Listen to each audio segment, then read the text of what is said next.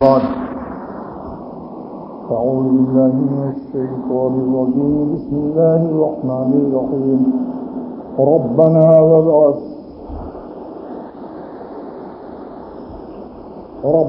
وابعث فيهم رسولا منهم يتلو عليهم آياته ويعلمهم الكتاب والحكمة ويزكيهم إنك أنت العزيز الحكيم. پچھلے جمعے کو اس آیت کا مضمون باقی رہ گیا تھا. میں نے آپ حضرات سے وعدہ کیا تھا کہ اس آیت کی تفسیر انشاءاللہ اگلے جمعے کو عرض کروں گا.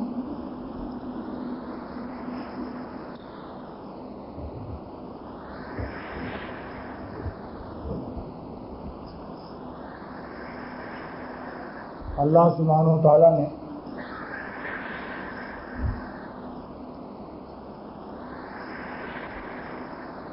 حضرت ابراہیم علیہ السلام اور حضرت اسماعیل علیہ السلام دو پیغمبروں سے اپنے گھر کی تعمیر کرائی. جس کے گھر کے مزدور پیغمبر ہوں تو اس گھر کا کیا عظمت ہوگی. یہ ہے اللہ کی شان کہ جس کے گھر کے بنانے والے پیغمبر، اور پیغمبر میں بھی کیسا پیغمبر، حضرت ابراہیم علیہ السلام اور حضرت اسماعیل علیہ السلام. تعمیر کعبہ کے بعد حج کے لیے درخواست کی. ان پیغمبروں نے حج کے لیے درخواست کی کہ ربنا ارینا مناسکنا، اے ہمارے رب ہم کو حج کرنے کا طریقہ بھی بتا دیجیے. لہذا مفسرین لکھتے ہیں کہ حج کا جتنا بھی طریقہ ہے، کنکری مارنا، مینا جانا، مزدلفہ جانا، عرفات جانا، یہ سب جبرائیل علیہ السلام نے سکھایا، اللہ تعالیٰ نے سکھایا. اس کو محض تاریخ نہ سمجھو کہ یہ تاریخی چیز بس چلی آ رہی ہے، نہیں. مفسرین نے لکھا ہے کہ اس آیت کی تفسیر یہی کہ ہمارے رب ہم کو طریقہ حج اور حج کے حدود، مینا کے کیا حدود ہیں، مزدلفہ کہاں تک ہے، عرفات کا میدان کا حدود اربع کیا ہے، یہ نشاندہی جبرائیل علیہ السلام نے آ کر کی بحکم خداوندی. اللہ تعالیٰ نے ان کو حکم دیا. خود بیت اللہ شریف پورے عالم میں وسط میں ہے. جس کو دیکھنا ہو میرے کمرے میں دیکھ لو. ایک نقشہ ہے پورا گولا، اس کے ٹھیک بیچ میں کعبہ بنا ہوا ہے.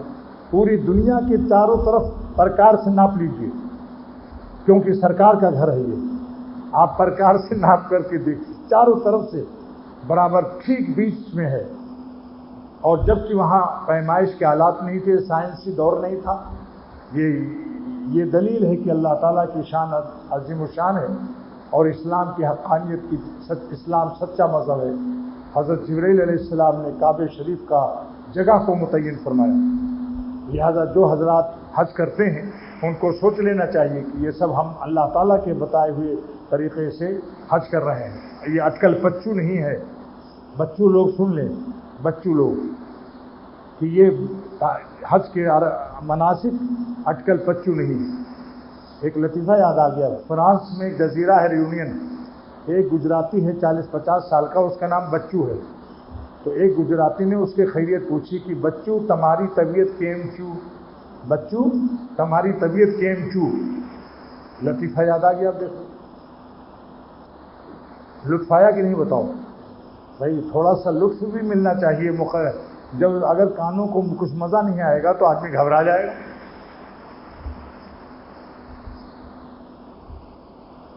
اس کے بعد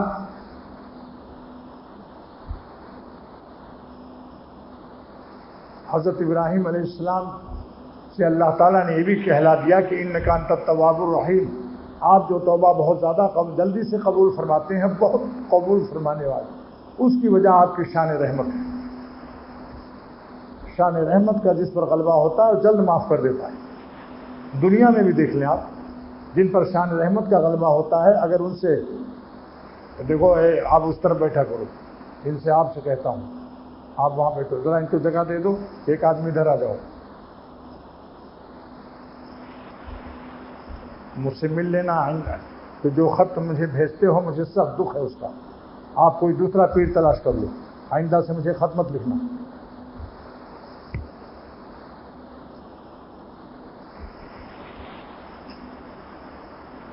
جو شخص یہاں آئے اور اصلاح کی بات نہ پوچھے. ہمارے شیخ فرماتے تھے جس نے مٹھائی والوں سے مٹھائی نہیں لی، کباب والوں سے کباب نہیں لیا، تو اس کباب والے کی قدر نہیں کی. ایسی جو اللہ والوں سے بھی دنیا مانگے، تعویذ مانگے، ہمیشہ پیسے، جو بھی اللہ کو اگر اس نے حاصل نہیں کیا، کبھی نہ پوچھے کہ اللہ کیسے ملتا ہے، تو وہ ظالم پھر خانقاہ میں رہتے ہوئے خانقاہ میں نہیں ہے. آنا جانا تو درکنار، اگر خانقاہ میں بھی ہے اور اللہ والا نہیں بنا اور اللہ والا بننے میں جان کی بازی نہیں لگائی، تو یہ شخص خانقاہ میں رہتے ہوئے خانقاہ میں نہیں ہے. بہت سے لوگ بیت اللہ میں ہیں، کعبے کے اندر، مگر کعبے میں نہیں ہیں بوجہ گناہوں کے. اور بہت سے لوگ کعبے سے دور ہیں مگر کعبے والے کو خوش رکھتے ہیں، اس لیے کعبہ ان کے ساتھ ہے. جب کعبہ والا ساتھ ہے تو کعبہ بھی ساتھ ہے. مدینے پاک میں رہ کر اگر مدینے والے کی سنت کے خلاف زندگی ہے تو سمجھ لو مدینے میں رہ کر مدینے سے دور ہے. ایک 10,000 میل پر رہتا ہے، ہر قدم سنت کے مطابق چلتا ہے. وہ سنت پر عمل کی برکت سے وہ اس مدینے والے کو اپنے ساتھ رکھتا ہے. حضور صلی اللہ علیہ وسلم اس سے خوش ہیں. اس لیے بعض لوگوں کو خواب بہت نظر آتا ہے. ایک صاحب تھے جو مجھے بتایا کہ مجھ کو حضور صلی اللہ علیہ وسلم کی زیارت ہوتی ہے. میں نے کہا لیکن تم نے نہ داڑھی رکھی اور تم سگریٹ بھی پیتے ہو، یہ زیارت تمہارے لیے قیامت کے دن کام نہیں آئے گی اگر تم نے سنت پر عمل نہیں کیا. کیونکہ سنت سے جنت ملے گی، زیارت سے نہیں جنت ملے گی. زیارت تو ابو جہل نے بھی کی ہے لیکن بات نہیں سنتا تھا. تم تو خواب کی زیارت پر ناز کرتے ہو. ان آنکھوں سے زیارت کی تھی ابو جہل نے اور امیہ ابن خلف نے اور کتنے لوگ منافقین نے، لیکن ایمان نہ لانے سے زیارت مفید نہیں ہوگی. اس لیے دوستو عرض کرتا ہوں کہ اگر کسی کو زیارت نصیب ہو جائے اللہ تعالیٰ کا شکر ادا کرے، مگر اس کی تعبیر یہ ہے کہ تم اپنی زندگی کو سنت کے مطابق بنا لو. اتنی بڑی نعمت جس کو عطا ہو کہ سرور عالم صلی اللہ علیہ وسلم کی زیارت نصیب ہو، پھر وہ ظالم داڑھی نہ رکھے اور وہ ظالم سنت پر نہ چلے، بتاؤ ناشکری ہے نہیں. یہاں پر ایک مسئلہ عرض کرتا ہوں کہ چونکہ داڑھی رکھنا چاروں اماموں کے نزدیک واجب ہے، کٹانا اور منڈانا اور کٹانا دونوں حرام ہے، اور قیامت کے دن اس کی شفاعت میں خطرہ آ جائے گا. اگر حضور صلی اللہ علیہ وسلم نے پوچھ لیا کہ میری شکل میں تم کو کیا عیب نظر آئی، تم نے میری جیسی شکل نہیں بنائی، تو کیا جواب دو گے؟ اور دنیا کی تاریخ، شاہ ایران کے 2 سفیر جب گئے تھے تو داڑھی نہیں تھی، بڑی بڑی مونچھ تھی. آپ نے منہ پھیر لیا، آپ کو تکلیف ہوئی تو داڑھی منڈانے سے، بڑی بڑی مونچھ رکھنے سے سرور عالم صلی اللہ علیہ وسلم کو تکلیف ہوئی زندگی میں. اس میں کوئی شک نہیں ہے، بہت مضبوط روایت ہے. لہذا قیامت کے دن اگر آپ نے شفاعت کی درخواست کی اور بغیر داڑھی رکھے ہوئے مرے اور آپ نے منہ پھیر لیا تو کہاں جاؤ گے؟ بتاؤ ان گالوں سے کیا فائدہ ہے؟ یہ گال تو کیڑے کھا لیں گے قبر کے اندر، یہ گال بھی نہیں رہیں گے زمین پر. یہ دونوں زمین ہے، اس پر حضور صلی اللہ علیہ وسلم کا باغ لگا لو اور مصیبت سے بھی بچ جاؤ گے. صبح صبح 3 کوٹ، 1 کوٹ ڈبل کوٹ اور خونٹی اکھاڑ کوٹ، یہ سب مصیبت سے بھی بچ جاؤ گے اور صورت بھی اچھی معلوم ہوگی اور آپ کا ہیبت اور روب بھی ہوگی. میرے شیخ صاحب عبدالغنی رحمۃ اللہ علیہ نے فرمایا تھا کہ اگر ہندوستان کے مسلمان 2 کام کر لیں تو پورا ہندوستان بلا جنگ فتح ہو جائے گا. ایک داڑھی رکھ لیں، ایک نماز پڑھ لیں. جب ہر وقت مسجدوں میں لاکھوں مسلمان جائیں گے اور داڑھیاں سب کی ہوں گی، ٹوپیاں ہوں گی تو ہیبت پڑ جائے گی. ابھی 1000 سکھ اگر ابھی یہاں سے گزر جائے سڑک سے تو سب کہیں گے ارے سارا سکھستان بن گیا کیا؟ کراچی میں کہاں سے اتنے سکھ آ گئے؟ کیونکہ سب کی داڑھی پگڑی ہے.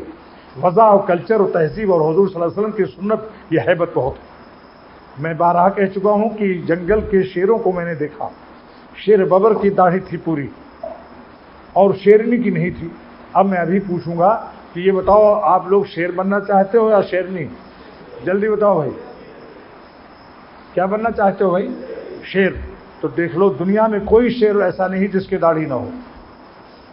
لیکن میں ایک مسئلہ یہ بھی بتاتا ہوں، اپنا میں کسی مسلمان کو حقیر سمجھنا حرام سمجھتا ہوں. یہ کہتا ہوں آپ کی عزت اکرام کے لیے کہ آپ باعزت ہو جائیں اور اللہ کے یہاں پیارے بن جائیں. میں محبت سے خلوص سے کہتا ہوں اور پیار میں کمی نہیں کرتا ہوں. آ کے دیکھ لو اندر کتنے ایسے لوگ ہیں جن کی داڑھی نہیں، ان کو گلے لگاتا ہوں، پیار کرتا ہوں، معانقہ کرتا ہوں اور ان کو اپنے سے بھی افضل سمجھتا ہوں. کیوں کہ آج نہیں ہے کل ہو جائے اور پھر اللہ کا ولی ہو جائے. بات سنانا دین کی تو واجب ہے، مگر حقیر سمجھنا حرام ہے۔ اس لیے آپ لوگوں سے بھی کہتا ہوں کہ جب میں کوئی ایسی بات کہوں تو جن کے داڑھی نہیں ان کو خبردار حقیر مت سمجھنا، بلکہ اور ان کے لیے دعائیں مانگنا کہ اے خدا جیسے تو نے ہم کو دی ہے میرے ان دوستوں کو بھی عطا فرما دے۔ اے دیکھنے والوں مجھے ہنس ہنس کے نہ دیکھو، تم کو بھی محبت کہیں مجھ نہ بنا دے۔ انشاءاللہ آپ دیکھیں گے خود ہر طرف سے آپ کو انعام عزت دنیا میں بھی آخرت میں بھی۔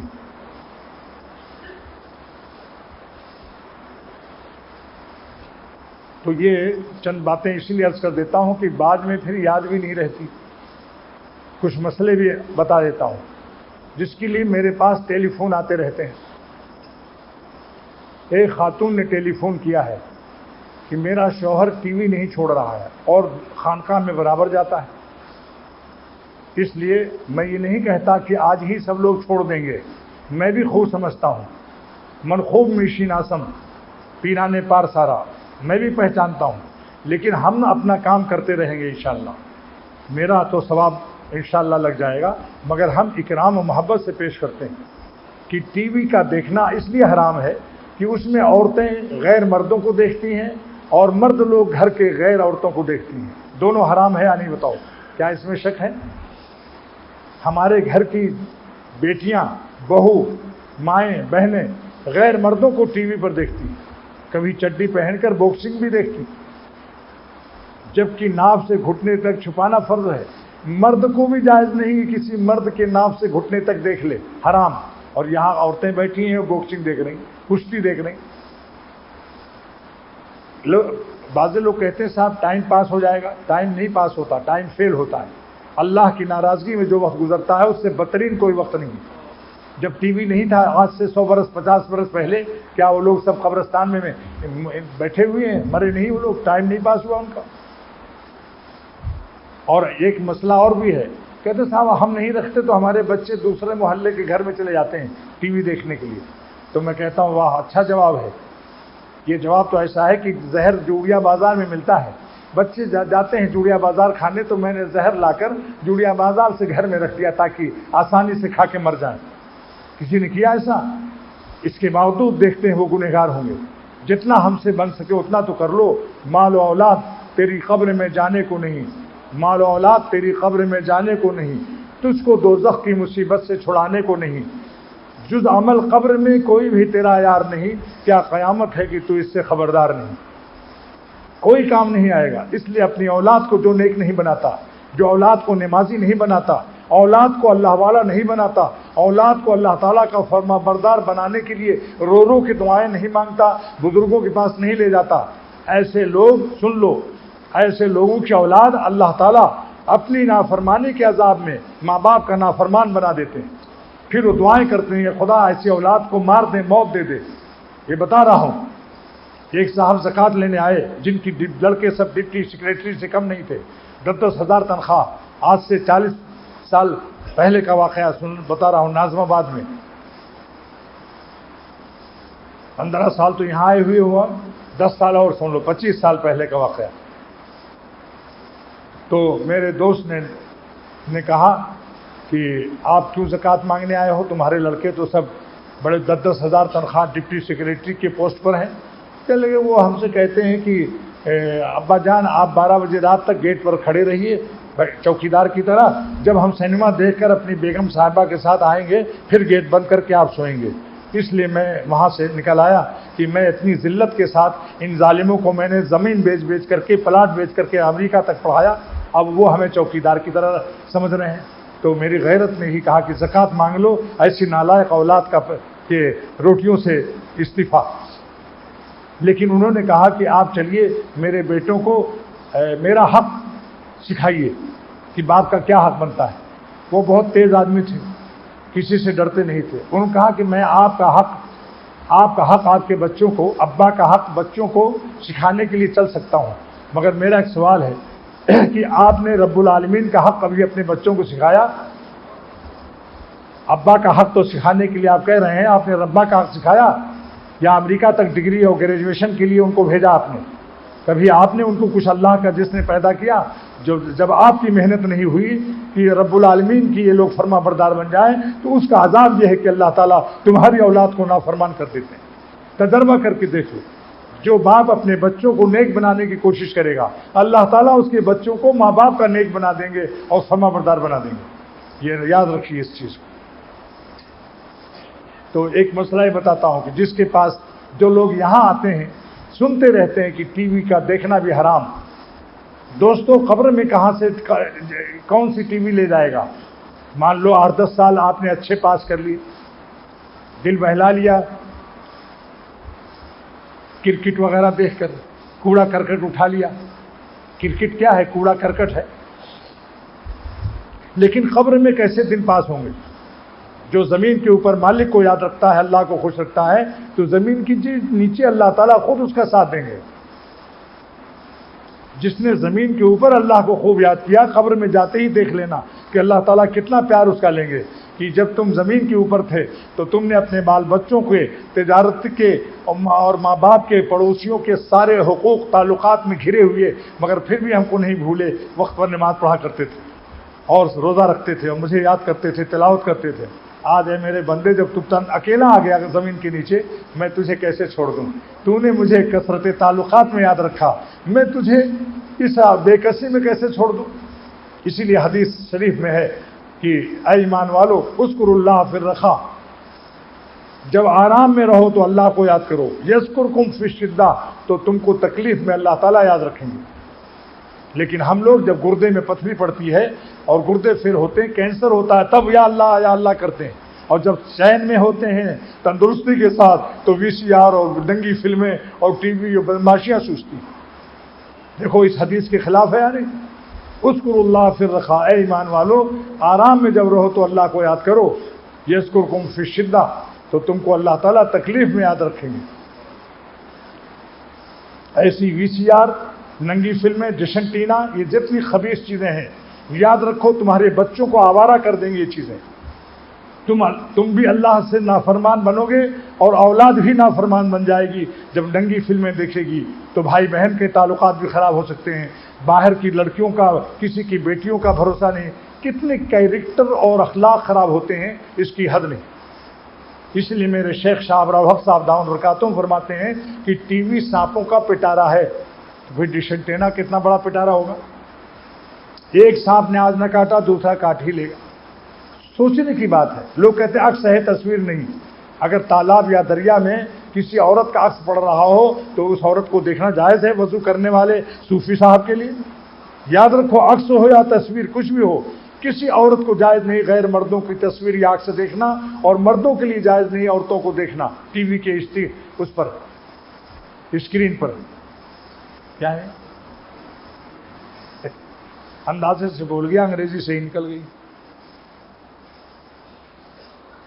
ایسی مووی وغیرہ بنانا اور ایسی دعوتوں میں شریک ہونا بھی حرام ہے جہاں تصویریں کھینچی جا رہی ہوں، جہاں مووی بن رہی ہو۔ سمجھ لو، بے غیرتی کی حد نہیں ہے کہ اپنی بہو بیٹی کی تصویریں غیر مردوں کھینچ رہے ہیں، لونڈے نوجوان کیمرہ لیے ہوئے، اور وہ تمام دنیا بھر میں اس کی نمائش ہو رہی۔ ایک زمانہ تھا ہندوستان میں کہ ہندو کی بیوی کو وہ کوئی دیکھ لیتا تھا تو سر کے پسینے آ جاتے تھے اس کو، اور بیچارے غریب پانی بھرنے جائیں تو ایک دم چادر سے اپنا منہ چھپائے ہوئے۔ آج ہماری مسلمان اور ایمان کے یہ تقاضے اور یہاں کے حالات کو دیکھتا ہوں تو دل روتا ہے، لیکن جو نہیں کہے گا اس کو تو پکڑا جائے گا۔ ہم کہہ رہے ہیں آپ لوگوں سے، انشاءاللہ تعالی ہم اپنا فرض ادا کر رہے ہیں۔ عمل کرنا چاہے کوئی عمل کرے، لیکن میں دعا یہی کروں گا کہ اللہ تعالیٰ عمل کی توفیق بھی دے دے، عمل کی توفیق بھی دے دے۔ آپ دیکھو، تلاوت کرو، اللہ والوں کے حالات سنو، اور ٹائم پاس نہ ہو تو میرے پاس آ جاؤ خانقاہ میں، یا جو قریبی بزرگ ہو وہاں چلے جاؤ۔ بزرگوں کے حکایات، شیخ الحدیث مولانا زکریا صاحب رحمۃ اللہ علیہ کی حکایت صحابہ پڑھ کے سناؤ، تسبیح لے کے بیٹھو، اللہ اللہ کرو۔ ایسا ٹائم پاس ہونا جس سے نافرمانی اور خدا کے عذاب کا راستہ طے ہو رہا ہو، یہ کیسا ٹائم پاس ہو رہا ہے کہ دوزخ کے تمام اعمال اکٹھے کیے جا رہے ہیں۔ اسی لیے حضور صلی اللہ علیہ وسلم نے فرمایا کہ اے خدا دوزخ سے بھی بچا اور دوزخ میں لے جانے والے اعمال سے بھی بچا۔ دیکھو دوستو، یہ نہیں ہوا یا اللہ دوزخ سے پناہ دے، نہیں دوزخ سے بھی پناہ مانگو، لیکن الفاظ حدیث سن لیجئے، اللہم انی اسألک الجنت وما قرب الیہا، اے خدا میں تجھ سے جنت کا سوال کرتا ہوں۔ یہ دعا سرور عالم صلی اللہ تعالی علیہ وسلم کی ہے، اے اللہ میں تجھ سے جنت مانگتا ہوں، وما قرب الیہا، اور جنت میں لے جانے والے اعمال بھی مانگتا ہوں، واعوذ بک من النار، اور جہنم کی آگ سے پناہ چاہتا ہوں، اور دوزخ میں لے جانے والے اعمال سے بھی پناہ چاہتا ہوں۔ یہ دعا پڑھ کر دیکھو انشاءاللہ، پھر خود ہی دل بھاگنے لگے گا کہ ماں نکالو اس ٹی وی کو، ٹی وی کو نکالنا ہو تو کس کے ہاتھ بیچیں؟ اہل فتاوی کی تحقیق یہی، جس سے خریدا ہے اسی کو بیچ دو، اور جتنے میں خریدا ہے اس سے کم میں دو، برابر کا دو، زیادہ میں مت دو، تاکہ اس سے نفع نہ آئے حرام آمدنی سے۔ سمجھ گئے آپ لوگ؟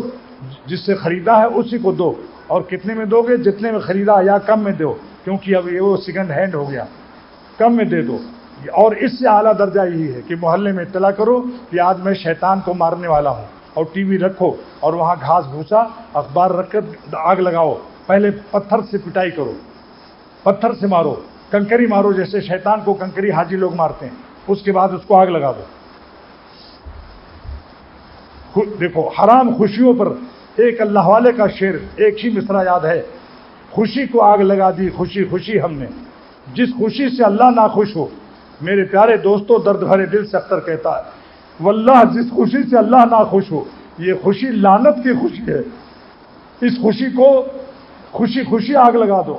اس لیے میرا وہ اردو شعر کہ ہم ایسی لذتوں کو قابل لعنت سمجھتے ہیں کہ جن سے رب میرا ہے دوستو ناراض ہوتا ہے۔ اب ایک مسئلہ اور بتا دیتا ہوں، کیونکہ پھر بعد میں یاد نہیں رہتا، جب تفسیر شروع ہوتی ہے پھر یاد نہیں رہتا۔ وہ مسئلہ یہ ہے کہ بعض لوگ پیجامہ میں گھیر نہیں ڈالتے، پیجامہ چست ہوتا ہے، جیسے علی گڑھ کاٹ یا عربی پیجامے وہاں کے جو اس قسم کے ہوتے ہیں جس میں گھیر نہیں ہوتا۔ گھیر سمجھتے ہیں یعنی یوں زیادہ ہو تو چمنٹیں بن جاتی تو آگا پیچھا محفوظ ہو جاتا ہے، اور اگر گھیر نہیں ہوتا تو پھر آگے پیچھے کے اعضاء کی بناوٹ نظر آتی ہے، خاص کر جن کے کرتے ململ کے ہوتے ہیں باریک، اور خاص کر جن کی بنیائن چھوٹی ہوتی اٹھ جاتی ہے۔ رکوع کی حالت میں دیکھو، بنیائن میں ناف کے پورے گھیرے تک چھپانا، ناف کے سامنے سے لے کر پورا گھیرا چھپانا فرض ہے گھٹنے تک۔ اب اگر رکوع میں گئے اور ناف کا کھل گیا، بنیائن چڑھ گئی اوپر، اور ململ کا کرتا ہے تو ناف کے نیچے بھی نظر آ رہا ہے اور پیچھے بھی نظر آ رہا ہے، بنیائن میں اور پیجامے میں فاصلہ، پیٹھ ننگی نظر آ رہی ہے، نمازی نہیں ہوگی ایسے۔ ناف کے گھیرے سے لے کر گھٹنے تک چھپانا فرض ہے، فرض کا تارک سے کیسے نماز ہوگی؟ اور اگر پنکھا چل گیا اور نیچے کا دامن اٹھ گیا تو کوئی چیز بھی آپ کو لٹکی ہوئی ہر طرف نظر آئے گی۔ یہ کیا بات ہے؟ خربوزہ دیکھنا جائز ہوگا اس سے؟ دونوں ٹانگوں کی اس طریقے سے اس کا دیکھنا بھی حرام ہے، دکھانا بھی حرام، دیکھنا بھی حرام۔ اس لیے عرض کرتا ہوں کہ جن کے گھیر نہ ہو، لمبے وہ کرتے موٹے پہنے اور لمبے پہنے، اور بنیائن لمبی رکھیں، اتنی لمبی بنیائن ہو کہ رکوع میں جاتے ہوئے اس میں بنیائن میں اور پیجامے میں فاصلہ نہ ہو، اور گھیر بنا لیا جائے، گھیر، ورنہ کم سے کم کرتا تو لمبا پہنے اور کرتا موٹا ہو۔ پھر اگر باریک کرتا پہننے کا شوق ہے تو پھر سمجھ لیجئے بنیائن خوب لمبی ہو، اور اس کے ساتھ اس میں گھیر ہر صورت سے ضروری ہے، ورنہ بنیائن جس وقت کرتا اتارے گا اور کسی ضرورت سے یا کرتے کا دامن اٹھ گیا ہوا سے تو پھر آگے پیچھے کی چیزیں، شریعت کا مسئلہ ہے کہ جب حجم نظر آئے کسی چیز کی بناوٹ تو گویا اس نے اس کو دکھا دیا اور دیکھ لینے والے نے دیکھ لیا، اور اس صورت میں تو کلر بھی نظر آتا ہے، جلد کی کھال بھی نظر آتی، گویا کہ اس نے دکھائی دیا۔ ایسی ٹخنا چھپانا، جس کو دیکھو، مولوی لوگوں کی بازیں جو تربیت یافتہ نہیں ہے، ٹخنا چھپا دیکھیں گے آپ، رمضان میں دیکھ لو، چندہ مانگنے والے جو آتے ہیں، ٹخنا چھپانا حرام ہے۔ شرح بخاری فتح الباری میں ابن حجر اسقلانی نے تحقیق لکھی کہ ٹخنا چھپانا حرام، اگر حرام نہ ہوتا تو نبی صلی اللہ علیہ وسلم فرماتے ہیں کہ جتنا حصہ ٹخنے سے ٹخنا چھپے گا اتنا دوزخ میں جلے گا، ما اسفل من الکعبین من الازار فی النار، بخاری شریف کی حدیث۔ اور حضور صلی اللہ علیہ وسلم نے آج ہی دیکھا فتح الباری میں، بخاری شریف کی شرح میں آج ہی میں نے دیکھا جلد نمبر 10 میں کہ سرور عالم صلی اللہ علیہ وسلم نے ایک صحابی سے فرمایا کہ لا تسبل، ٹخنا مت چھپایا کرو، ان اللہ لا یحب المسبلین، ٹخنا چھپانے والوں سے اللہ محبت نہیں کرتا۔ آج ہی یہ روایت تازی دیکھی ابھی صبح کے وقت میں کہ ایک صحابی سے آپ نے فرمایا، معلوم ہوا اپنے شاگردوں کو، اپنے مریدوں کو، اپنے دوستوں کو نیکی کی بات کی تلقین کرنا بھی سنت ہے۔ یہ تھوڑی کہ دوست جیسے چاہے رہیں، بس ہم کو سلام کر لیا اور حضرت دعا کیجیے گا، بس ہمارا فرض ہے کہ میں آپ لوگوں کو وہ بات سناؤں جو کہ اللہ خوش ہو جائے، اور جس سے اللہ ناراض ہو اس سے منع کرنے کی میں بھی مہم چلاتا ہوں۔ مچھر اگر آپ کو کاٹ رہا ہو اور میں مچھر کی ٹکیاں جلا دوں آپ کے کمرے میں لا کر، پھر آپ شکریہ ادا کریں گے یا نہیں؟ اور اگر مچھردانی دے دوں تو پھر اور شکریہ ادا کریں گے۔ تو یہ نافرمانی کیا ہے؟ یہ بھی مچھر سے کھٹمل تو ذرا سا خون لے لے گا، اور یہ نافرمانیاں تو ہمیں کہاں دوزخ میں کہاں لے جائیں گے۔ اس لیے یہ روایت کیسی عجیب و غریب ہے۔ لا تسبل، اے صحابی ٹخنا مت چھپا، ان اللہ لا یحب المسبلین، اللہ تعالیٰ ٹخنا چھپانے والوں سے محبت نہیں کرتا۔ کتنی بڑی نقصان کی بات ہے۔ آج سے امید ہے کہ آپ لوگ اپنے اپنے ٹخنے کھولے رکھیں گے، اگر شوق ہے تو موزہ پہن لو، سفید موزہ۔ اب میں تفسیر عرض کرتا ہوں، کافی وقت نکل گیا ہے۔ اللہ تعالیٰ فرماتے ہیں کہ ہمارے پیغمبر نے دعا کی، حضرت ابراہیم علیہ السلام نے دعا کی، ربنا وابعث فیہم رسولا منہم، اے ہمارے رب ایک نبی بھیجیے میرے اسی خاندان میں جو ہمارا ہے یہاں، فیہم انہی لوگوں میں، اہل قریش میں، سادات میں، فیہم منہم انہی لوگوں سے۔ مفسرین لکھتے ہیں کہ اسی لیے اگر اللہ والوں کے خاندان کے بچے، بزرگوں کے خاندان کے بچے عالم ہوتے ہیں ان سے زیادہ فیض پہنچتا ہے، کیونکہ امت ان کے باپ داداؤں کو جانتی ہے کہ یہ فلاں کے فلاں ہیں۔ اور معزز لوگوں کو بھی چاہیے کہ اپنے 7 بچے ہیں، 5 بچے ہیں تو کسی کو عالم بنا دو، کیوں لوگ جانتے ہیں بھائی بڑے خاندان کا بیٹا جو عالم ہوا ہے اس کی آج تقریر ہے۔ لیکن بڑے جو لوگ ہیں، معزز لوگ، وہ کیا کرتے ہیں کہ اگر ان کے 5 بچے ہیں تو 4 بچے جو اول پاس ہو رہے ہیں، ہمیشہ فرسٹ ڈویژن، کوئی ڈاکٹر کوئی انجینئر،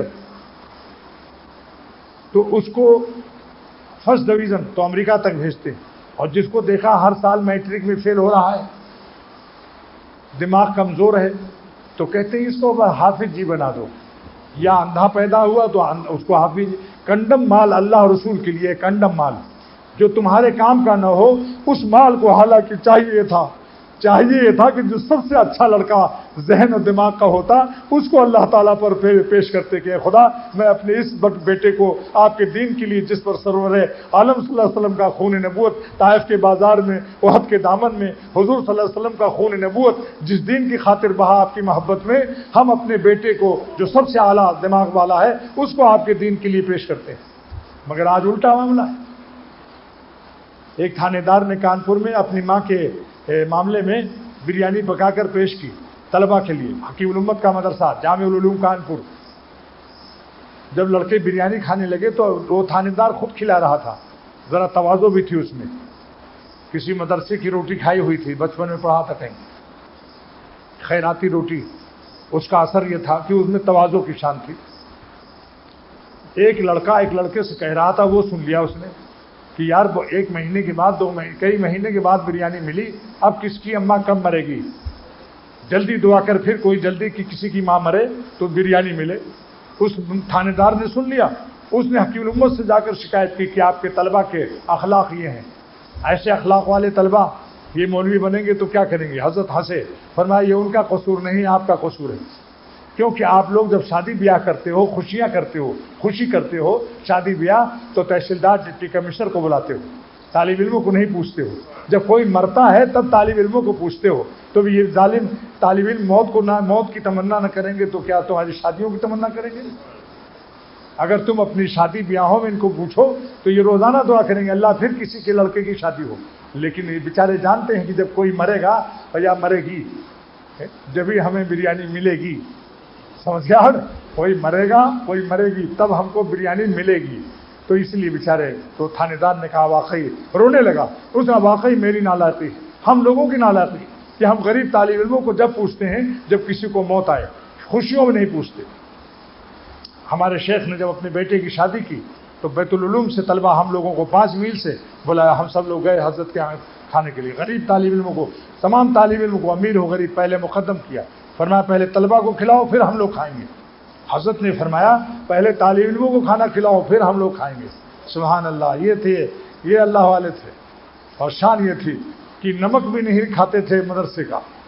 جب پھول پور سے بیت العلوم سرائے میر 5 میل جاتے تھے بخاری شریف پڑھنے تو آٹا اختر کو حکم ہوتا تھا آٹا لے لو اور نمک مرچا پیاز لے لو اور چلو گوشت بھی خرید لو راستے میں، اور وہاں پکوا لیتے تھے. مدرسے کی لکڑی سے نہیں پکواتے تھے.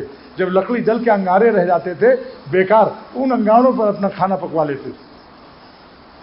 یہ ایسے اللہ والوں کی صحبت اختر کو نصیب ہوئی. یہاں مدرسہ یہ جنت بھی پہنچاتا ہے. اگر مدرسے میں خیانت اور تقوی نہ کیا اور مدرسے کے مال کو غلط استعمال کیا تو یاد رکھو یہی مدرسہ دوزخ میں ڈالے گا. پیٹ میں پتھر باندھ لے محتویم یا مولوی، لیکن شریعت کے حکم کے مطابق استعمال کرو. جہاں جیسا جس کام کے لیے دیا، جس کام کے لیے جس نے طلبہ کے لیے دیا اس کو طلبہ پر خرچ کرو. زکوٰۃ کا مال تو طالب علموں کا حق ہے. جہاں جس مقصد کے لیے دیا اس کو یا تو اس سے پھر اجازت لو، پوچھ لو اس سے، اور وہ مقصد بھی جب پورا ختم ہو جائے اس میں ضرورت نہ ہو، بے ضرورت ختم، اب پوچھ لو کہ میں آپ کو واپس کر دوں یا میں کسی اور کام میں استعمال کروں.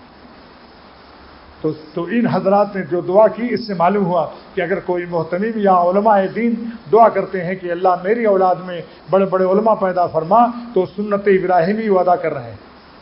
یہ مت بدگمانی کرو کہ یہ مدرسے میں اپنے ہی بچوں کو چاہتے ہیں.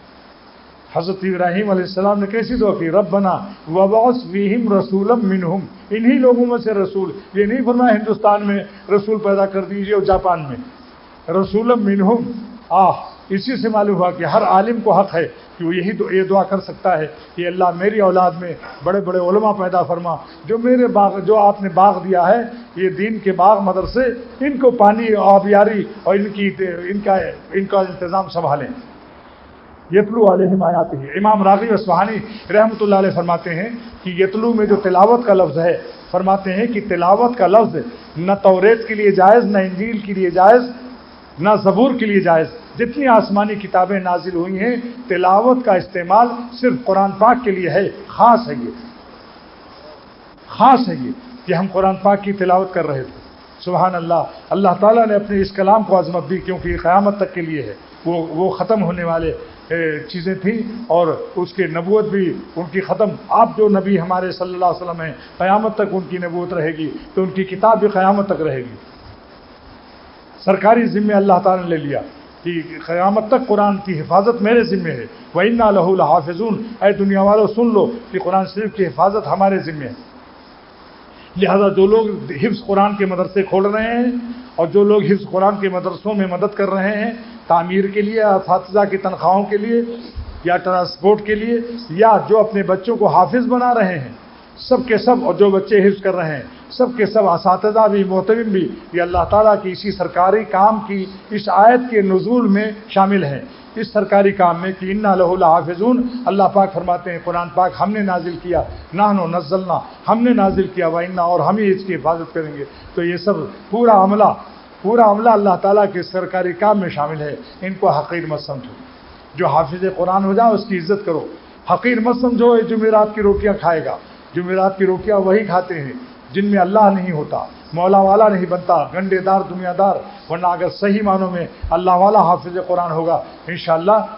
میرے پوتے نے حفظ کیا میرے مدرسے سے، یونیورسٹی میں اس نے تراویح سنائی. ان لوگوں نے کئی ہزار روپیہ دیا. مجھ سے پوچھا دادا میں اس کو لے لوں؟ فرمایا بیٹا جائز نہیں، واپس کر دو. جا کر واپس کر دیا. اس کے بعد اللہ نے اس کو سعودیہ میں بلا لیا. ہر سال حج عمرہ کر رہا ہے اور ریالوں میں کھیل رہا ہے. ذرا سا ہمت کرو انشاءاللہ. انشاءاللہ اللہ تعالیٰ کی رحمت سرکاری خزانے سے اس کو ملے گا. وَإِنَّا، دیکھا آپ نے مولانا بدر عالم صاحب رحمۃ اللہ علیہ، مولانا آفتاب عالم ان کے بیٹے ہیں مدینہ شریف میں. مولانا بدر عالم صاحب رحمۃ اللہ علیہ کے بارے میں فرمایا کہ میرے والد صاحب مولوی آفتاب عالم ان کے بیٹے ہیں. ہمارے شیخ ان کے پاس مجھے لے جاتے ہیں. انہوں نے بتایا کہ حضرت مولانا بدر عالم صاحب رحمۃ اللہ علیہ کی 2 کرامت. ایک تو یہ کہ ان کی لاش ابھی تک محفوظ ہے. ہر 6 مہینے کے بعد حکومت سعودیہ نے دوسرا مردہ دفن کرنا چاہا تو ان کی جسم مبارک اور کفن بالکل صحیح تھا اور جسم مبارک بالکل صحیح. پھر 6 مہینے کے بعد کھودا, پھر 6 مہینے کے بعد جب 3 مرتبہ کھودا, 1.5 سال ہو گئے, تب حکومت نے فیصلہ کیا کہ اس کو سیل کر دو, یہ کوئی بہت بڑا ولی اللہ والے ہوتا ہے. مگر یہ کیا کس عمل کا انعام تھا؟ عمل بھی سن لو. ان کے بیٹے نے بتایا کہ میرے ابا جان مولانا بدر عالم صاحب رحمۃ اللہ علیہ حافظ قرآن بچوں کی طرف پیر نہیں کرتے تھے. فرماتے تھے کہ جب قرآن پاک کی طرف ہم پیر نہیں کر سکتے تو ان کے سینے میں قرآن پاک ہے, ہم ان بچوں کی طرف بھی پیر نہیں کریں گے. شاید اسی ادب کا انعام ملا ہو کہ اللہ تعالیٰ نے ان کے جسم کو, مٹی کو حکم دے دیا کہ مت کھانا ہے, یہ ہمارا خاص بندہ ہے.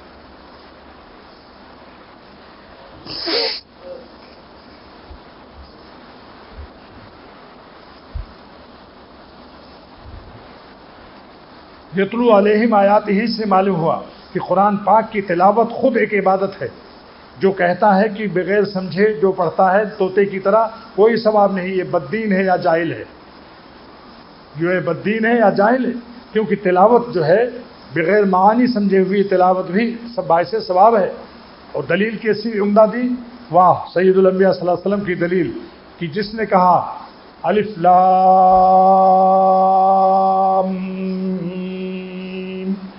30 نیکیاں مل گئی اس کو. الف کے 10, لام کے 10, میم کے. کسی نے معنی سمجھا اس کا؟ جہاں بھی لکھا ہے وہاں لکھا ہے, اللہ ہی اس کے معنی جانتا ہے. بتاؤ, جو لوگ کہتے ہیں بغیر معنی سمجھے کچھ فائدہ نہیں, ان کو الف لام میم کا یہ 30 نیکیاں جو حضور صلی اللہ علیہ وسلم کی اس فرمان نبوت کے ساتھ بغاوت ہے اس کی یا نہیں؟ اس جاہل کی. یہ جہالت ہے, یہ سخت بغاوت ہے. اصل میں وہی لوگ ہیں جنہوں نے تربیت نہیں پائی اللہ والوں کی, اس لیے دماغ خراب ہو جاتا ہے چند حروف کی پڑھ لینے سے. بتاؤ فرمان نبوت کے ساتھ بغاوت ہے یا نہیں؟ اس لیے ہمارے شیخ شاہ الحق صاحب دامت برکاتہم فرماتے ہیں سب مدارس میں سکھا دو بچوں کو کہ وہ جب قرآن پاک کی تلاوت کے لیے جائیں پہلے یہ ایک اپنے مجموعے میں 3 مرتبہ کہیں قرآن پاک کی تلاوت کے 3 آداب ہیں. قرآن پاک کے 3 فائدے, اہم فائدے. نمبر 1, قرآن پاک کی تلاوت کرنے سے ہر حرف پر 10 نیکی ملتی ہے. سارے مدارس کو لوگ اس کو جاری کریں. نمبر 2, قرآن شریف کی تلاوت سے دل کا زنگ دور ہوتا ہے. نمبر 3, قرآن شریف کی تلاوت سے اللہ تعالیٰ کی محبت عطا ہوتی. اور 3 اہم آداب. نمبر 1, اس نیت سے تلاوت کرو کہ پالنے والے کا کلام ہے, محبت سے کرو. اللہ تعالیٰ کے کلام پاک کی تلاوت کو محبت سے تلاوت کرو کیونکہ پالنے والے کا کلام ہے. اور عظمت سے تلاوت کرو کیونکہ بہت بڑے مالک کا کلام ہے. اور اس نیت سے تلاوت کرو کہ اللہ تعالیٰ نے ہمیں حکم دیا ہے کہ میرا کلام پڑھ کر سناؤ, دیکھیں کیسا پڑھتے ہو. کیا اس میں مزہ ہے کہ میرا کلام, اس نیت سے پڑھو کہ اللہ تعالیٰ نے ہم کو حکم دیا ہے کہ میرا کلام پڑھ کر مجھے سناؤ, دیکھیں تم کیسا پڑھتے ہو. اسی آیت سے تمام دنیا کے مکتب جو قرآن پاک کے مکتب ہیں وہ اسی آیت کا نزول کا ظہور ہے کہ حضور صلی اللہ علیہ وسلم نے اس آیت کی جب آپ پر نازل ہوئی تو اس آیت سے یتلو علیہم آیاتک, اس آیت سے دنیا بھر کے مکاتب اس آیت میں شامل ہے کہ نبوت کے مقاصد میں سے 3 مقصد ہے. قرآن پاک کی تلاوت یعنی مکتب کھولنا جگہ جگہ, اور قرآن پاک کی تلاوت اس طرح سے سکھائی جائے جیسے سرور عالم صلی اللہ علیہ وسلم نے آپ نے سکھایا. نمبر 2, جگہ جگہ دارالعلوم قائم کیا جائے تاکہ قرآن پاک کے معانی سمجھائے جائیں. یہ ہے یعلمہم الکتاب والحکمہ. نمبر 3, ویزکیہم, اور ہمارے نبی قرآن پاک کی تعلیم, اس کے معانی, اس کے مفاہیم بھی بتاتے ہیں اور ساتھ ساتھ اس کی حکمت بتاتے ہیں. اس سے تمام دارالعلوم اس آیت سے ثابت ہو گئے جتنے دنیا میں دارالعلوم ہیں. جو کہتا ہے کہ دارالعلوم مدرسے بیکار وہ احمق الذی ہے. انٹرنیشنل بین الاقوامی گدھے ہیں یہ لوگ جو کسی مدارس دینیا کو جو بیکار سمجھتے ہیں.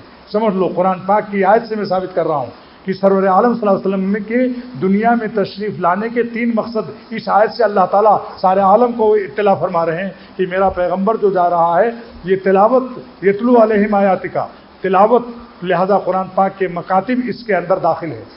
دارالعلوم یعلمہم الکتاب والحکمہ, اور دارالعلوم جو ہے تعلیم قرآن پاک کی تفسیریں جو پڑھا رہے ہیں اور حکمت جو پڑھا رہے ہیں, یہ سب دارالعلوم داخل ہیں اس آیت میں. وَيُزَكِّيهِمْ، اور خانقاہوں میں نفس کا تزکیہ میرا نبی تزکیہ نفس کرتا ہے۔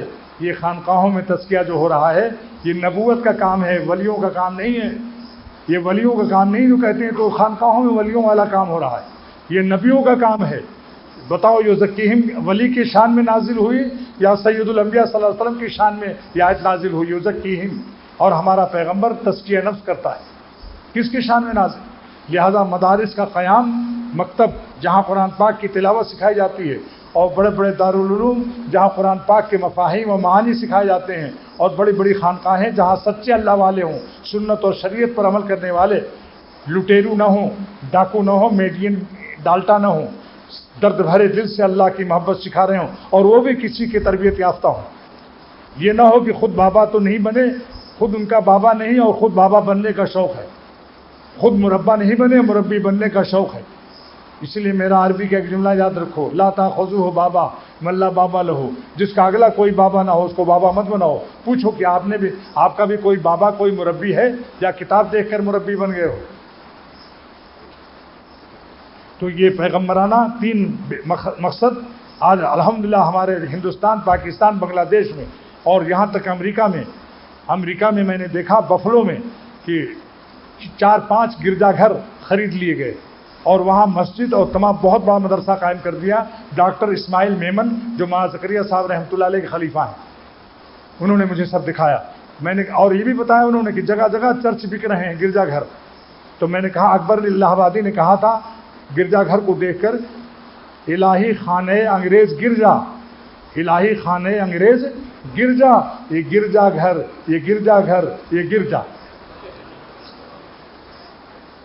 اور میں نے کہا یہ چرچ جس طرح بک رہے ہیں مسلمانوں کے ہاتھ اور مسجدوں میں تبدیل ہو رہے ہیں، انشاءاللہ تعالیٰ ایک زمانہ آئے گا اسی طرح اگر چرچ بکتے رہیں گے اور مسجدیں مدرسے بنتے رہیں گے تو ایک دن چرچوں کا چرچا ہی ختم ہو جائے گا انشاءاللہ تعالیٰ۔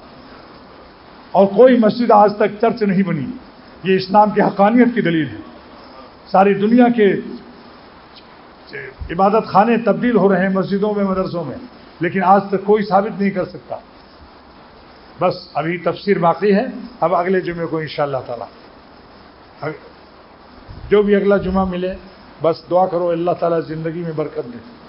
تو آپ مقصد سمجھ گئے، سرور عالم صلی اللہ علیہ وسلم کے دنیا میں تشریف لانے کے 3 مقصد اللہ تعالیٰ نے بیان فرمایا۔ اس میں مکاتب کا قائم کرنا، قرآن پاک کی تلاوت سکھائی جائے، اور دارالعلوم کھولنا جس سے کہ ان کو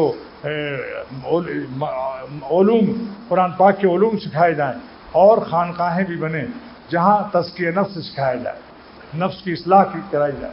تینوں چیزیں پیغمبرانہ کام ہے، تینوں چیزیں نبیوں والا کام ہے، مگر اخلاص ہو، شریعت و سنت کے مطابق خانقاہ ہو، ورنہ پھر وہ خانقاہ نہیں ہے۔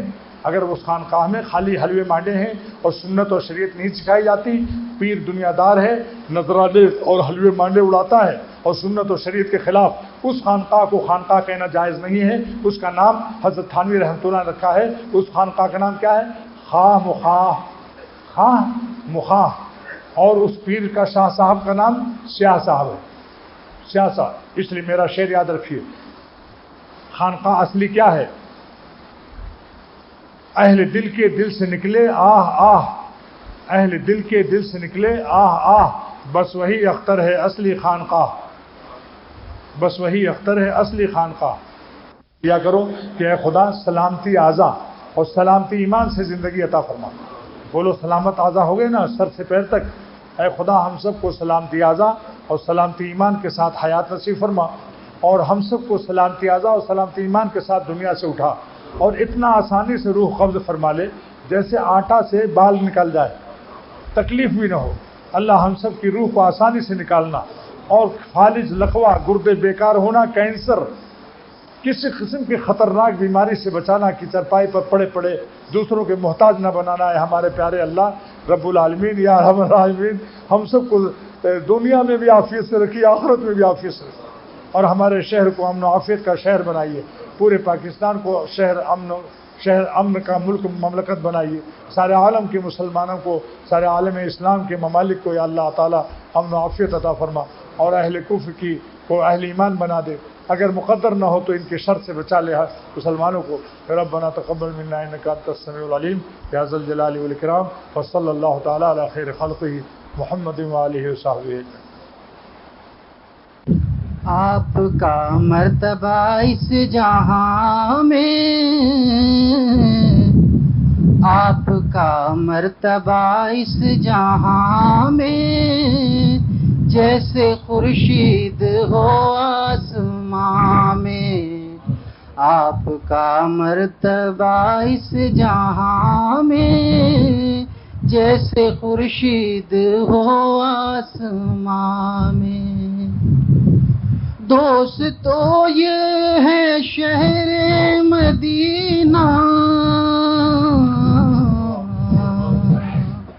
دوست تو یہ ہے شہر مدینہ، جس سے اسلام پھیلا جہاں میں، جس سے اسلام پھیلا جہاں میں. دوست تو یہ ہے شہر مدینہ، جس سے اسلام پھیلا جہاں میں. آپ کا مرتبہ اس جہاں میں، جیسے خورشید ہو آسمان میں. گر نہ صلی علی ہو زباں پر، گر نہ صلی علی ہو زباں پر، کیا اثر ہوگا آہو فغاں میں، کیا اثر ہوگا آہو فغاں میں. گر نہ صلی علی ہو زباں پر، کیا اثر ہوگا آہو فغاں میں. ورفعنا کا انعام یہ ہے، ورفعنا کا انعام یہ ہے، آپ کا ذکر ہے دو جہاں میں، آپ کا ذکر ہے دو جہاں میں. ورفعنا کا انعام یہ ہے، آپ کا ذکر ہے دو جہاں میں. شرط توحید کامل یہی ہے، شرط توحید کامل یہی ہے، عشق ہو آپ کا قلب و جاں میں. شرط توحید کامل یہی ہے، عشق ہو آپ کا قلب و جاں میں. آپ کا مرتبہ اس جہاں میں، جیسے خورشید ہو آسمان میں. کوئی سمجھے گا کیا غیر ممکن، کوئی سمجھے گا کیا غیر ممکن، آپ کا رتبہ دونوں جہاں میں، آپ کا رتبہ دونوں جہاں میں. کوئی سمجھے گا کیا غیر ممکن، آپ کا رتبہ دونوں جہاں میں. سبز گنبد پہ جس کی نظر ہو، سبز گنبد پہ جس کی نظر ہو، وہ بھلا جائے کس گلستاں میں، وہ بھلا جائے کس گلستاں میں. سبز گنبد پہ جس کی نظر ہو، وہ بھلا جائے کس گلستاں میں، وہ بھلا جائے کس گلستاں میں۔ نام کیسا ہے پیارا محمد صلی اللہ تعالی علیہ وسلم، نام کیسا ہے پیارا محمد، جن کے صدقے میں ایمان ہے جاں میں، جن کے صدقے میں ایمان ہے جاں میں۔ نام کیسا ہے پیارا محمد، جن کے صدقے میں ایمان ہے جاں میں۔ یہ ہے فیضان نور نبوت،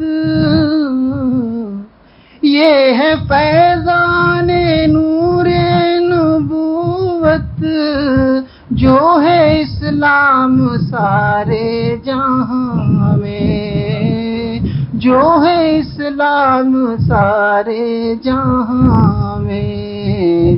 کیا کہوں رفعت شان گنبد،